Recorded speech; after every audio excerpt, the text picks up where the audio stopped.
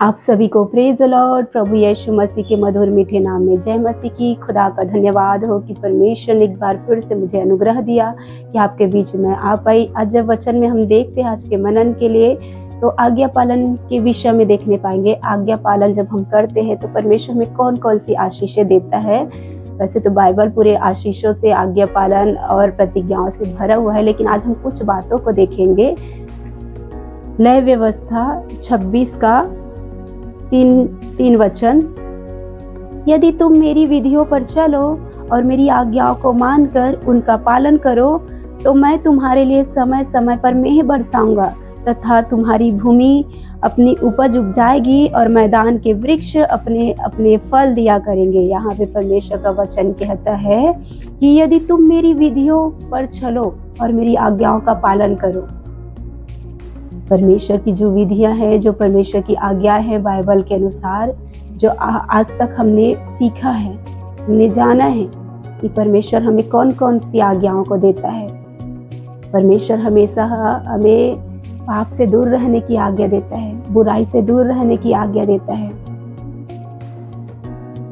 ऐसे बहुत सारी आज्ञाएं हैं परमेश्वर का, जिसे हम जब बाइबल का अध्ययन करते हैं, प्रभु के दासों के द्वारा जब हम शिक्षा पाते हैं बाइबल के आधार पर, तो जो आज्ञाएं आपको, मेरे लिए, आपके लिए हमें मिलता है, उन आज्ञाओं का हम जब पालन करते हैं, उन विधियों का जो बाइबल के अनुसार है, जिसे हमें मानना है, तो हम जब उन आज्ञाओं को मानते हैं, परमेश्वर पाप नहीं करने के लिए कहता है, झूठ नहीं बोलने के लिए कहता है, चोरी नहीं करने के लिए कहता है, नशा नहीं करने के लिए कहता है, किसी के विरोध में झूठी बातें नहीं कहने के लिए कहता है, किसी के वस्तु को अपनी वस्तु नहीं कहने को कहता है, लोभ लालच नहीं करने को कहता है।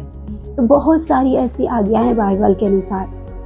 तो उन आज्ञाओं को जब हम मानते हैं और उन विधियों का जो बाइबल में आपको और मुझे मानना है, तो हम जब परमेश्वर की उन आज्ञा और विधियों को मानते, तो परमेश्वर हमें कहता है, तो मैं तुम्हारे लिए समय समय पर मेंह बरसाऊंगा। तो खुदा कहता है, समय समय पर मैं तुम्हारे लिए मेंह बरसाऊंगा तथा भूमि अपनी उपज उपजाएगी। जो हम खेती बाड़ी कर रहे होते हैं, आप मैं जो बिजनेस कर रहे होते हैं, जो काम धंधे कर रहे होते हैं, उसमें परमेश्वर समय समय पर आशीष को हमारे जीवन में उंडेलता है, बरकत को हमें देता है, जय को हमें देता है, हमें ऊंचा उठाता है अपने हमारे काम धंधों में, हमारी खेती की उपज में, हमारे बिजनेस में। परमेश्वर हमें अपरंपार आशीष को देता है। समय समय पर मैं बरसाऊंगा बोलता है। खुदा हमारी ज़रूरत को जानता है, हमारी आवश्यकताओं को जानता है, कौन से समय में हमें क्या चीज़ की आवश्यकता है, ज़रूरत हमारा। खुदा से बढ़कर हम अपने खुद की ज़रूरत को खुद के लिए हम नहीं जान पाते, अपने ही बाल बच्चों के लिए हम नहीं समझ, लेकिन हमारा खुदा हमारी ज़रूरत को जानता है, कौन से समय में हमें क्या ज़रूरत है। तो इसीलिए कहता है परमेश्वर का वचन, परमेश्वर कहता है आपसे मुझसे कि समय समय में मैं तुम्हारे लिए मेंह बरसाऊंगा, आशीष को बरसाऊंगा। तुम्हारी जो भूमि है, तुम्हारे जो काम धंधे हैं, उसमें वो उपज को उपजाएगी बोलता है, वो फलवंत होगा, उसमें तुम बढ़ोतरी को देखोगे कहता है हमारा खुदा। और आगे जब देखते हैं 6वां वचन, और मैं तुम्हारे देश में सुख चैन दूंगा और तुम सोओगे और तुम्हारा कोई डराने वाला ना होगा। यहाँ पे परमेश्वर कहता है, और मैं तुम्हें तुम्हारे देश में, तुम्हारे जीवन में सुख और चैन को दूंगा बोलता है हमारा परमेश्वर। जो परमेश्वर की ओर से हमें आशीष मिलता है, उसमें सुख और चैन होता है। जो परमेश्वर की ओर से हमें धन मिलता है, उसमें रोना, पीड़ा, दुख, तकलीफ नहीं होता है, उसमें आंसू नहीं होता है। परमेश्वर जो अपनी महिमा का धन हमें देता है, उसमें रोना, तकलीफ बिल्कुल भी नहीं होता है। तो परमेश्वर हमें सुख और चैन दूंगा बोलता है हमारा खुदा, और हमें डराने वाला कोई भी नहीं होगा, खुद कहता है। और आगे जब देखते हैं 9वां वचन, और मैं तुम्हारी ओर कृपा दृष्टि रखूंगा और तुमको फलवंत करूंगा और बढ़ाऊंगा और तुम्हारे संग अपनी वाचा को पूर्ण करूंगा। यहाँ पे परमेश्वर का वचन आपसे मुझसे कहता है कि मैं तुम्हें फलवंत करूंगा। हमारा परमेश्वर हमें फलवंत करेगा, हमें आशीषित करेगा और तुम्हें बढ़ाऊंगा कहता है, और हमें बढ़ाएगा, क्योंकि खुदा हमें बढ़ाने के लिए बुलाया है। जब संसार में से परमेश्वर ने हमें चुनकर अपने पास, अपने बेटे यीशु मसीह के पास लाया है, तो परमेश्वर हमें उन्हीं हालात में, उन्हीं परिस्थितियों में, उन्हीं कमजोरियों में, उन्हीं निर्बलताओं में, उन्हीं गरीबी में नहीं रखना चाहता है हमारा खुदा। हमें बढ़ाऊंगा बोलता है, हमें फलवंत करूंगा, हमें आशीषित करूंगा कहता है हमारा परमेश्वर। जो भी हम करेंगे उसमें हमारा परमेश्वर आशीष करे, जो भी हम हमारे हाथों से काम को करें उसमें फलवंत करेगा हमारा खुदा। हम जहाँ भी जाएंगे हमारा परमेश्वर हमारे कामों में आशीष को देता है। परमेश्वर और मनुष्य दोनों का अनुग्रह परमेश्वर हमें देता है। और मैं तुझ पर कृपा दृष्टि रखूंगा बोलता है खुदा। हर घड़ी हर पल हम पर उनकी जो नजरें हैं टिकी रहती है, कि उसकी जो कृपा है हर दिन, उनकी जो भलाई हर दिन हम अपने जीवन में देखने पाते हैं। लेकिन कब?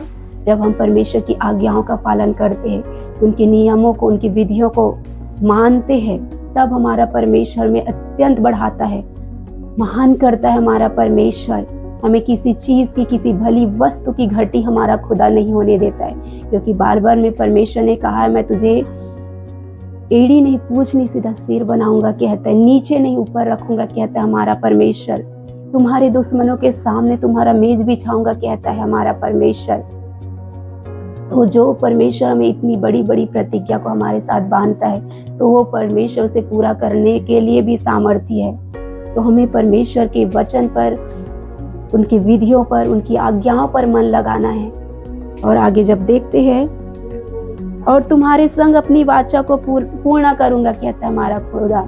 जो परमेश्वर ने हमसे वाचा बांधा है बढ़ाने का, फलवंत करने का, तो हमारा खुदा हमें बढ़ाएगा भी, हमें फूल बढ़ाएगा भी और फ्रूटफुल भी करता है। हमारा खुदा अत्यंत आशीषों को देता है, जो हमारे कानों ने सुना नहीं, आंखों ने देखा नहीं, मनुष्य के चित्त में भी नहीं चढ़ी। ऐसे अद्भुत अद्भुत परमेश्वर की पराक्रम के काम को हम अपने जीवन में देखने पाते हैं।